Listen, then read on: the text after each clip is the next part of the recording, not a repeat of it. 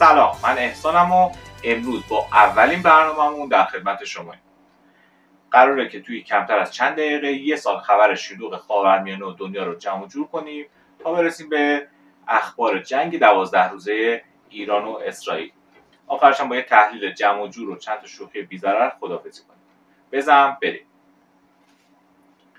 بالا رفتن تنش‌ها با اسرائیل و شکل‌گیری فازهای جدید نبردهای سایبری موشکی که نهایتاً خرداد و تیر 1404 به جنگ 12 روزه ختم شد. روایت‌ها و ویدیوهای تازه از ضربات موشکی و پاسخ‌ها بعد از جنگ منتشر شد و هنوز هم بیرون میاد. در جبهه جنگ اوکراین جنگ فرسایشی ادامه داره.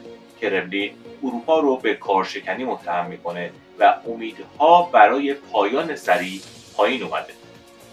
زنگ زور از حالت تیتر کارشناسی به تیتر اول رسانه‌ها جهش کرد. مسیر باری ولی پرحاشیه بین باکو و نخجوان که برای ایران حساسه.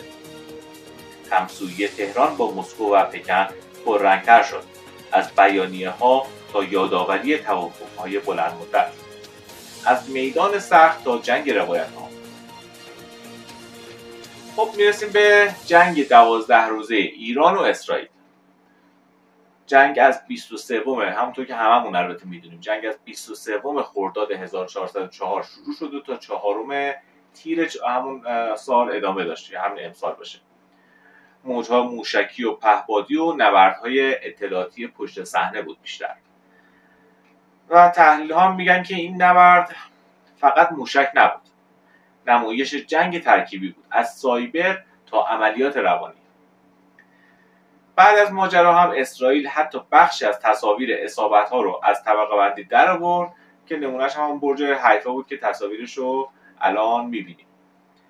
نقشه اسرائیل و نقاط اصابت هایلایت ها هم که روی تصویر داریم که توی روایت‌های داخلی هم تاکید شد که نفوذ به سپر دفاعی اسرائیل و انتخاب اهداف استراتژیک و دامنه تخریب بعضی از موج‌ها ادامه داره و گسترش پیدا کرده.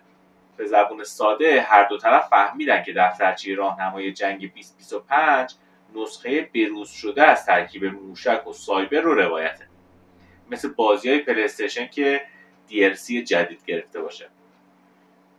خب اگه بخوایم یه تحلیل کوتاه هم داشته باشیم، باید به این سوال پاسخ بدیم که پیام جنگ 12 روزه چی بود؟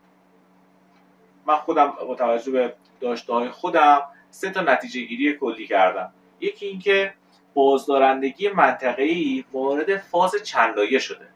دوم اینکه هر ضربه فیزیکی بدون روایت رسانه‌ای نصف اثر خودش رو میذاره و سوم اینکه شاخص ریسک انرژی و ترانزیت هم بعد از این داستان بالا رفته.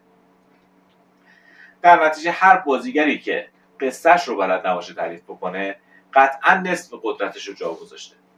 اگر از این نسخه فشرده ما هم خوشتون اومد، لایک و کامنت یادتون نره، مخصوصا بنویسید که دوست داریم تو قسمت بعدی بریم سراغ کدوم پرونده، زنگ زور بهتره یا اوکراین.